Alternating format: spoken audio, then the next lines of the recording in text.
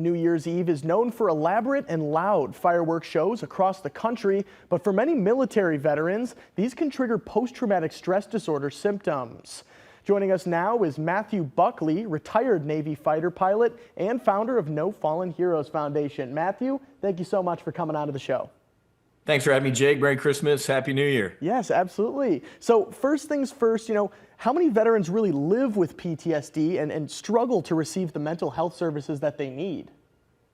It's a tough one to pin down, Jake. The Uncle Sam will tell you anywhere from 15 to maybe even 30% experience PTS either on active duty or after they separate. And us in the veteran community, we ask civilians, if you could do one thing, drop the D.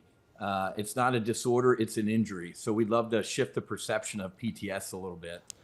Yeah, absolutely. Yeah, nope, not a problem at all. And how can fireworks really trigger PTS for veterans? It's a great question, Jake. Or, whether it's New Year's Eve or 4th of July or really any holiday where veterans are potentially alone or thinking about those who didn't make it home, veterans can go within and feel a little depressed. But as we're talking about it, Jake, I know hundreds, if not thousands of veterans. I don't know a single woman or man who served in uniform who would ask you to throttle back your celebrations because of them. But that also means they're probably not going to tell you, right? We're trained to kind of compartmentalize and keep things inside. So if you have a veteran family member or friend, do what we call a buddy check. Just check in on them. Just 2 simple words, Jake, could potentially save and change a life. You good. I send that text out. I get that text a couple times a week, and you'd be surprised, Jake, at how it can pull a veteran out of a potential nosedive. Yeah, absolutely. Certainly can be reassuring knowing that somebody is looking out for them and things along those lines. And, what are maybe some ways that veterans are, seeking treatment for these, PTS symptoms caused by fireworks? Well, unfortunately, Jake, what we're doing now currently isn't working. Again, quoting Uncle Sam, anywhere from 18 to 22 veterans, unfortunately, check out on their own every day. My God, that's a mass shooting every day in the veteran community. So clearly what we're doing right now, Jake, ain't working. So a lot of veterans are actually turning to alternative therapies, such as psychedelic assisted therapy.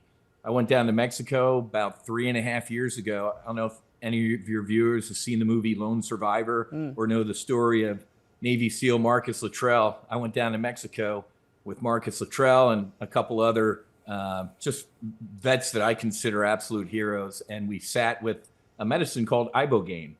And I got to be honest, Jake, it was one of the toughest experiences of my life, 12 to 14 hours, but it was also one of the most spiritual and healing experiences of my life. And I got home and I said, hey, this is how we're going to potentially help end veteran suicide. Mm-hmm.